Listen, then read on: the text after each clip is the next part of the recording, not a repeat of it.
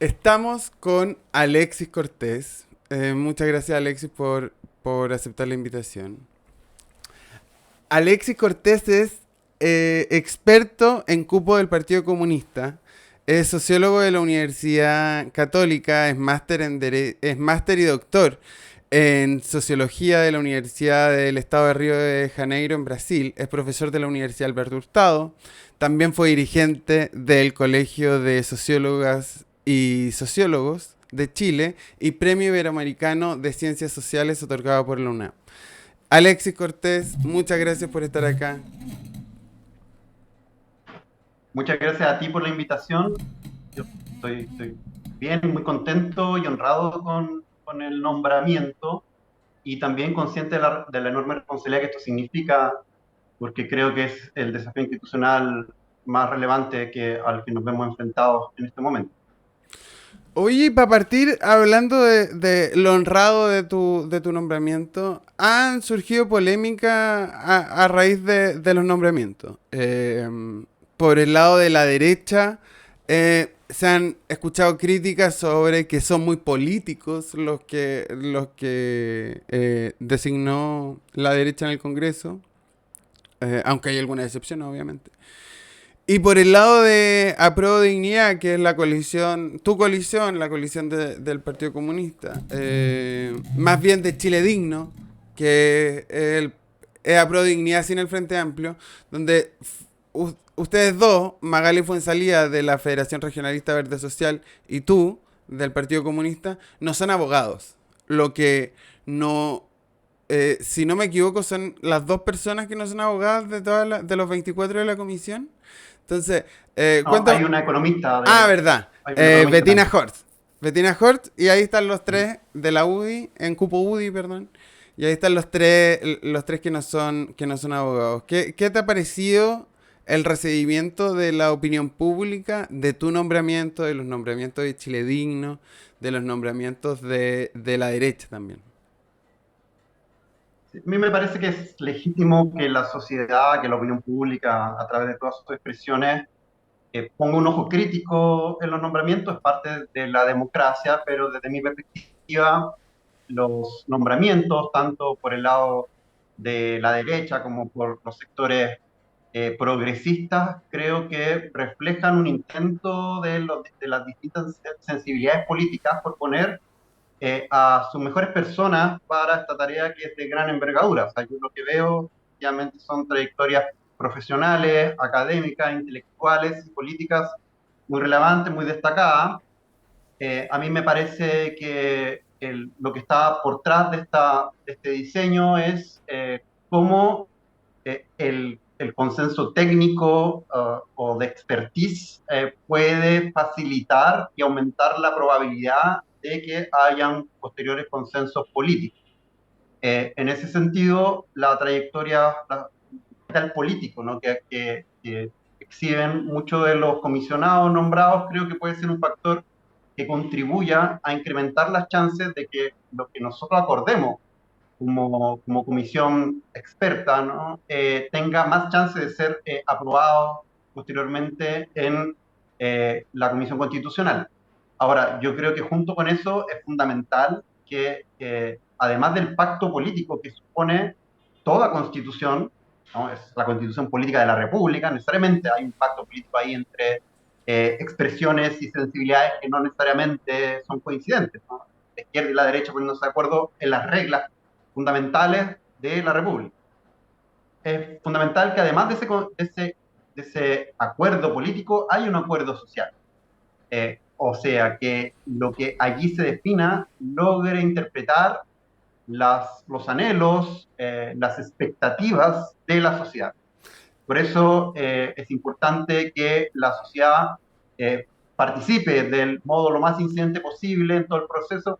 Por eso me parece relevante, por ejemplo, el esfuerzo que ustedes hacen desde el convencional, que lo que se busca es informar y acercar esta discusión política, constitucional a la sociedad. Y respecto de la composición disciplinaria de la convención, yo creo que todos esperábamos una fuerte presencia de abogados, de juristas, especialmente de constitucionalistas en ella, estoy convencido de que quienes aportamos desde otras disciplinas, sea de la economía, de la comunicación social o en mi caso desde la sociología, podremos contribuir con perspectivas, discusiones, problematizaciones que enriquezcan, ¿no?, la discusión. Eh, Creo que eso también puede contribuir a que esto no sea una discusión encapsulada únicamente en un debate exclusivamente jurídico. No, es un debate jurídico, sin duda, pero tiene que lograr ir más allá, ¿no?, de eso, y creo que desde nuestras disciplinas podemos aportar a eso. Oye, y los políticos propiamente tal, si quieres te nombro a tus colegas, Hernán Larraín, Catherine Martorell, yo creo que han sido los nombres más polémicos desde la política, pero también la fuerte influencia que tiene Libertad y Desarrollo en los nombres de la derecha van a ser un problema para generar este acuerdo político adentro y social afuera del anteproyecto del que están encargados la comisión experta. Sí, yo lo que espero de todos los comisionados y de las fuerzas políticas que están participando de este proceso es la vocación de llegar a acuerdos lo más transversales posibles, por la composición de fuerzas que hay en la comisión experta, y aún no sabemos cómo será la composición de quienes sean electos exclusivamente para esa tarea. Indican de que ninguna fuerza política tiene las condiciones, por así decirlo, de imponer su visión en la Constitución. Entonces, yo por lo menos lo que he defendido de las intervenciones de quienes serán colegas en esta comisión es la disposición a acordar un marco normativo constitucional que permita reposicionar la política en el centro. O sea, las constituciones no son varitas mágicas que resuelvan los problemas de una sociedad, pero sí creo que uno las puede concebir como las llaves, ¿no?, que abren las puertas a otras posibilidades. En este caso, yo creo que la sociedad chilena eh, viene recurrentemente, ¿no?, demandando cambios sociales y a la vez mayores niveles de certeza, certidumbre en la construcción de lo que podríamos denominar un orden, pero un orden más justo. Yo creo que la constitución o la nueva constitución lo que debe posibilitar es la habilitación de esas transformaciones, ¿no?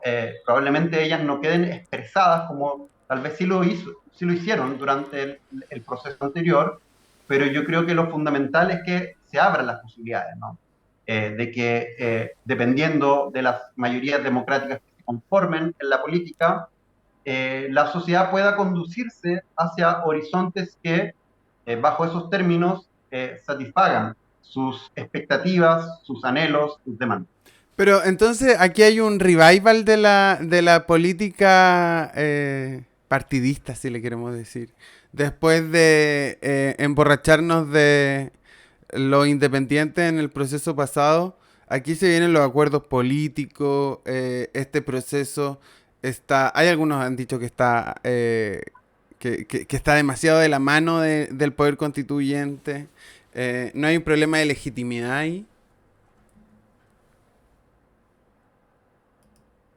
Mira, en primer lugar, yo creo que es importante no idealizar soluciones mágicas, ¿no? Claro, en un determinado momento, la gran novedad, la gran sorpresa y lo que concentró también altas expectativas de la sociedad fue el papel que pudieron haber jugado los independientes en el proceso anterior. Yo creo que es fundamental que no se replique esa impresión respecto de lo que puedan cumplir los comisionados expertos, ¿no? La expertise no reemplaza la política.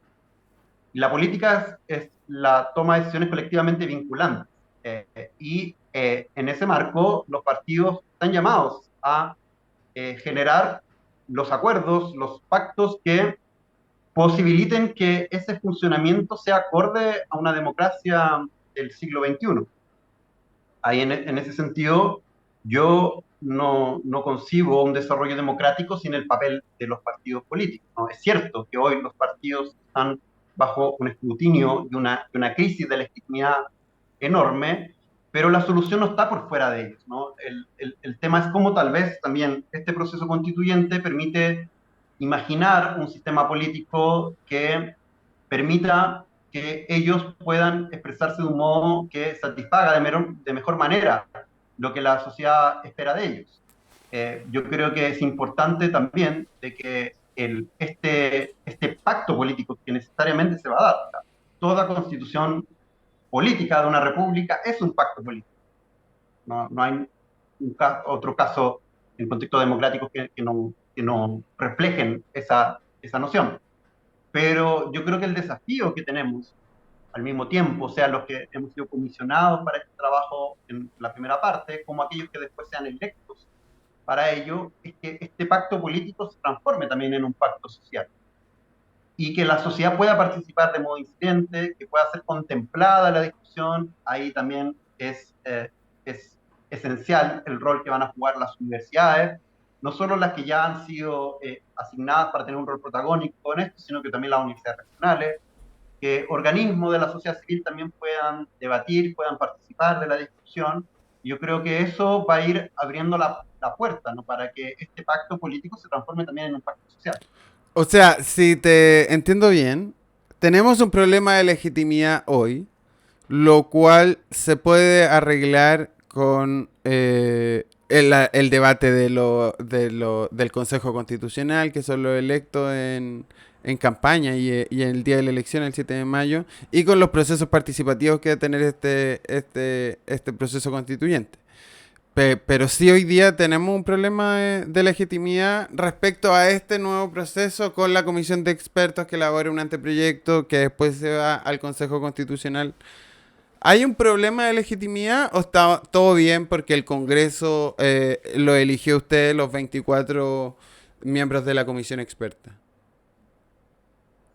Como te decía, a mí me parece que los cuestionamientos y las críticas que se pueden realizar al diseño son absolutamente legítimos, pero lo que es importante hoy es que el acuerdo que definió este diseño, ¿no? Que no es el que, por ejemplo, quienes me apoyaron en el Congreso es el que hubieran idealizado, ¿no? Es el resultado de las fuerzas que hay hoy en el Congreso, pero lo importante es que este acuerdo permitió mantener abierta la posibilidad de un proceso constituyente. Y creo que hoy la tarea fundamental para quienes aspiran, ¿no? a cambios sociales es acabar con la constitución que, que hoy está vigente y que fue redactada durante la dictadura. Yo creo que Chile hoy merece una constitución redactada en democracia. Y eso para mí es lo más importante. Ahora, el juicio respecto la, del resultado de este nuevo proceso constituyente va a estribar, yo creo que fundamentalmente en la expresión popular que se dé en el plebiscito, ¿no? Al final es el soberano el que tiene la última palabra del proceso. Yo creo que para aumentar la chance de que haya un alineamiento entre el pacto político que se pueda dar en este espacio, facilitado por los acuerdos de expertise, por así decirlo, desde los saberes, ¿no? Que es el papel que nos cabe a nosotros, se alinee con un consenso social, es fundamental que, digamos, la sociedad no tenga solo la última palabra en el plebiscito, sino que su palabra sea escuchada a lo largo del proceso también. Yo creo que eso puede contribuir a que los cuestionamientos que hoy se han realizado legítimamente puedan ir atenuándose e incluso revirtiéndose de un modo que finalmente lo que de aquí salga como propuesta de constitución sea finalmente aprobada. Queda mucho para el 17 de diciembre, que es el día del plebiscito obligatorio, les recordamos. Pueden pasar muchas cosas.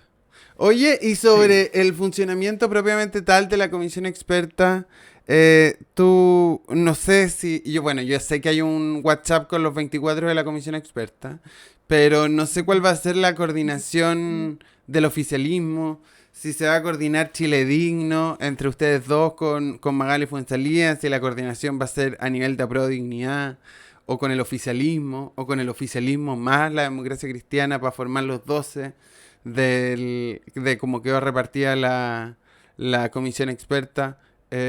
¿Cómo te imaginas en el trabajo legislativo el día a día? A continuación hablamos de las propuestas y de la constitución propiamente tal, pero como en el mecanismo de funcionamiento. Sí, yo creo que sin duda van a haber coordinaciones, o sea, ya las están habiendo y va a ser necesario no solo una disposición a conversar, a dialogar cívicamente entre quienes tenemos más afinidad política, ¿no? Que nos identificamos con determinados proyectos políticos, sino que también entre quienes pensamos distinto. Y yo por lo menos estoy con la disposición de ir a sentarme a conversar poniendo por delante, ¿no? La importancia que tiene el proceso y el bien común al que debemos aspirar para tener como resultado una constitución redactada en democracia. Eh, pero la coordinación va a ser Chile Digno, a Pro Dignidad, oficialismo más la democracia cristiana. ¿Cuán lejos o cerca Sí. te sientes de los socialistas, de los PPD, de los demócratas cristianos? ¿Y cuán lejos te sientes para ir a negociar un artículo con la UDI o con RN? Mira, yo creo que las coordinaciones tienen que ser lo más amplia posible para aumentar las chances de que lo que podamos acordar entre quienes pensamos más de modo más similar pueda posteriormente ser considerado, votado a favor, incluso por sectores que se encuentran en un domicilio político distante. Y sin duda que obvio que van a haber coordinaciones, pero va a ser sobre todo más que la existencia de grupos de WhatsApp, lo más importante va a ser la conversación cara a cara, ¿no? Van a haber, se va a trabajar por comisiones, en las comisiones no van a estar las personas con las que uno tiene más afinidad política, por así decirlo, ¿no? Vamos a estar distribuidos y yo creo que la coordinación fundamental se va a dar en esos espacios formales, ¿no? Donde va a haber que estar discutiendo, donde va a haber que estar estableciendo normativas. Y en principio, claro, uno podría pensar de que sería difícil acordar con alguien que está tan distante políticamente, pero yo creo que hay materias sobre las cuales se puede llegar a acuerdos, ¿no?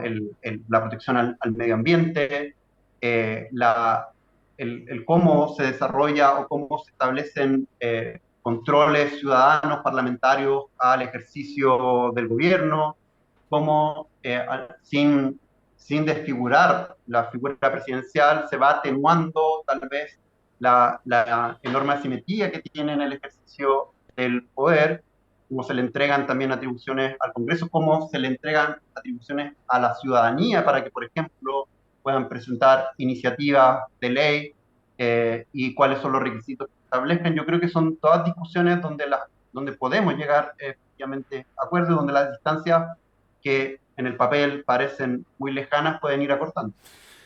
Ya que nombrabas temáticas que te interesaría que te interesaría poner en la discusión constituyente de la comisión experta, ¿cuáles son tus prioridades? Ya mencionaste eh, iniciativas populares de ley, cosas que me imagino cosas que no estén que no estén en las bases, porque si me dice medio ambiente, claro, pues medio ambiente tiene que estar porque está en las bases. De ahí vamos a discutir Sí. durante 3 meses cómo se redacta eso, pero medio ambiente va a estar presente. Pero iniciativa popular de ley, por ejemplo, no está en las bases. ¿Y qué otras cosas que no están en las bases y que según Alexis Cortés deberían estar en la Constitución? Sí, bueno, primero decir que si bien hay aspectos claro, pueden ser de las bases, pueden haber estado sujetos a críticas, cuestionamientos, yo creo que entregan un fundamento que va a permitir facilitar tal vez algunos acuerdos. Yo lo que destacaría inicialmente es el establecimiento del Estado Social y Democrático de Derecho. A mí me parece que eso es una conquista social, que es un pilar, un piso muy importante para lo que se viene y que yo creo que permite ir dando vuelta a la página de la herencia constitucional de la Constitución de 1980, basada en una lógica subsidiaria. creo que eso es importante. Y Y, te puedo interrumpir ahí que en estos ¿sí? días, esto va a salir el 2 de febrero, pero estos días se ha discutido que qué se entiende por Estado Social y Democrático de Derecho. Porque hay sectores, voy a citar al experto Pavés, que parece que no entiende lo mismo que tú sobre el Estado Social y Democrático de Derecho. ¿Qué es para ti el Estado Social y Democrático de Derecho? Más allá de ponerlo al frente del Estado subsidiario. Ujú. Sí, un Estado que es capaz de garantizar derechos fundamentales básicos, que establece, por lo tanto, una forma institucional de lidiar con lo que en sociología nos gusta denominar como el riesgo social, ¿no? La lógica subsidiaria finalmente lo que termina produciendo es que los riesgos sociales se van individualizando y se va responsabilizando al individuo por esa vida en sociedad. Entonces, un Estado social y democrático de derechos es un Estado que es capaz de garantizar estos derechos básicos como la salud, como la educación, como la vivienda, y por eso creo que dentro de las prioridades de lo que yo espero aportar fundamentalmente es a que se consagren, ¿no?, derechos sociales que posibiliten, ¿no?, que la vida en sociedad esté más controlada y libre del riesgo social, ¿no?, que supone hoy, ¿no?, la convivencia en sociedades como las nuestras. ¿Y cómo eso convive con el borde de los derechos fundamentales?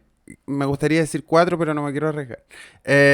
Cuando dice que los derechos sociales van a ser entregados por privados y por públicos y privados.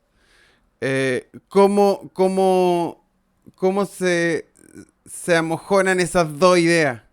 Que en tu definición Sí, parecen estar en contradicción. no necesariamente, porque los estados social y democráticos tienen variedades en cuanto a su implementación, ¿no?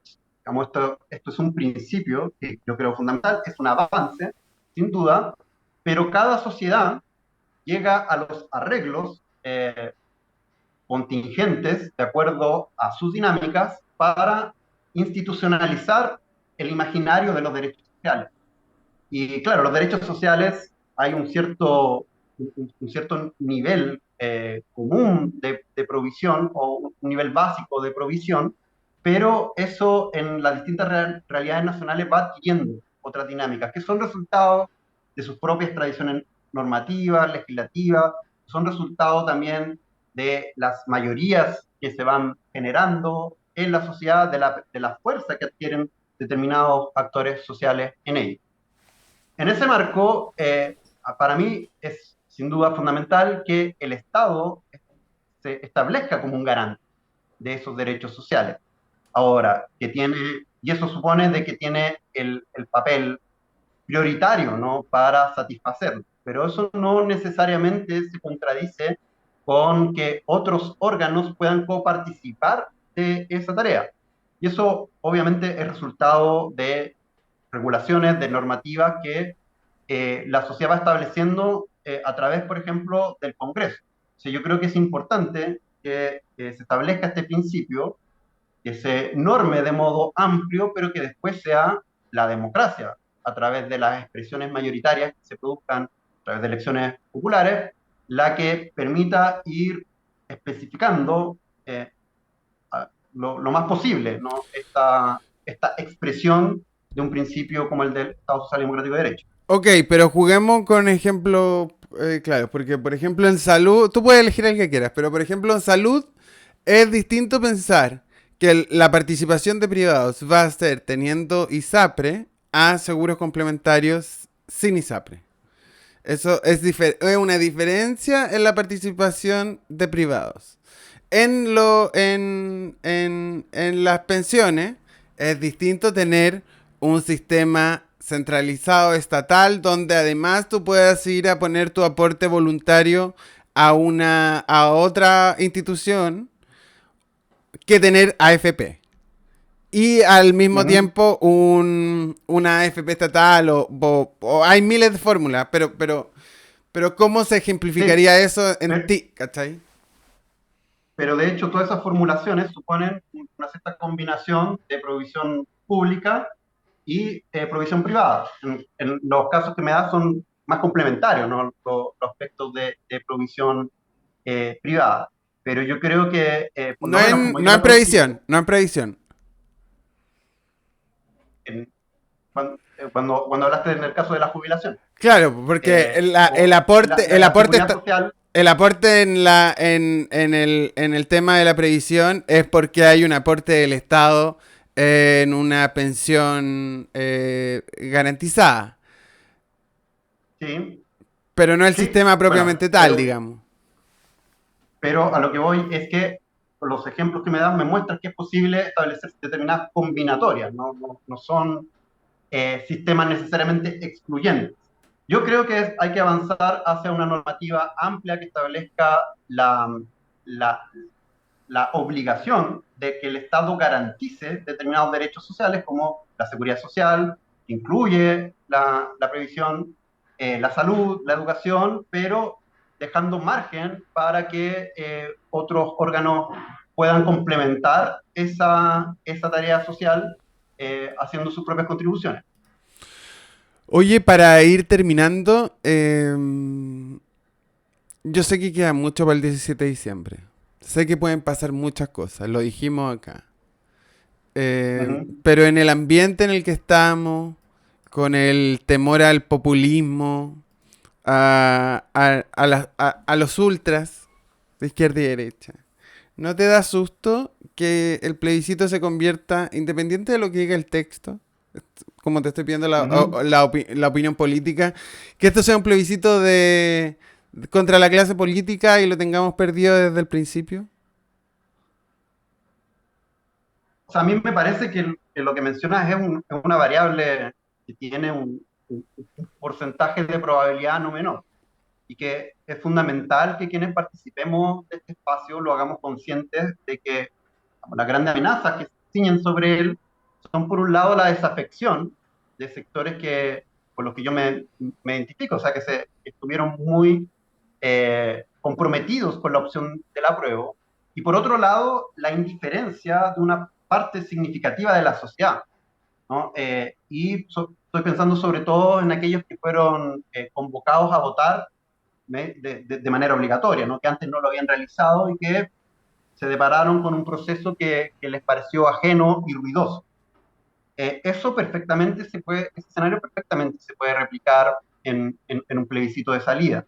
Y para eso, creo yo, que es importante que los que participemos comisionados en esta primera etapa tengamos conciencia de que, uno, es fundamental otorgarle más protagonismo a el órgano que va a ser electo para ello a través de popular. Que nuestro rol como comisionados es facilitar esos acuerdos políticos posteriores. Y tercero, que el acuerdo político que se va a dar en la Comisión Constitucional necesariamente debe convertirse en un acuerdo social. Y para que eso ocurra, claro, hay que siempre tener en cuenta de que la última palabra va a estar en el soberano, va a estar en la ciudadanía cuando se expresa en el plebiscito. Pero además hay que promover de que esa voz sea partícipe durante todo el proceso. Si no, se puede producir un divorcio entre la capacidad que podamos tener nosotros de llegar a acuerdos constitucionales respecto de lo que la sociedad espera de lo que debería ser un proceso como este. Oye, y en ese sentido, los métodos de participación que quedaron en la Constitución para este proceso, ¿te parecen suficientes?